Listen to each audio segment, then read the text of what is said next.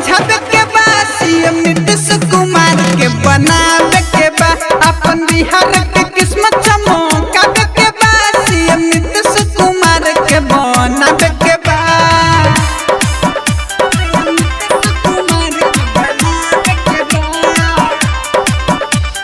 DJ NK Neeraj Gusaipatti Kushinagar.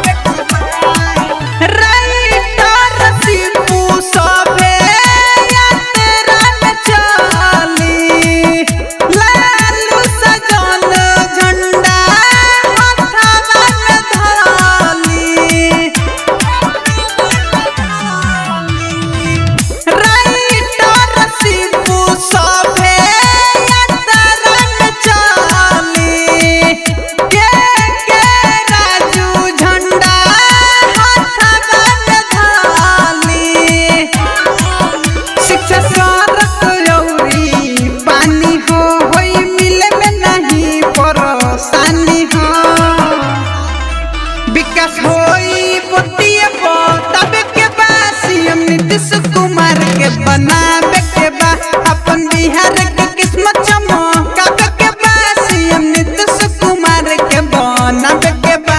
सुनी बाबा चाचा भाई हो दादी बहिनी चाची माई हो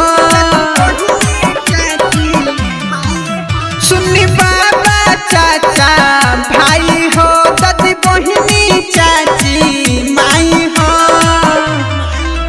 अपन बिहार के किस्मत चमकावे के बा सीएम नीतीश कुमार के बना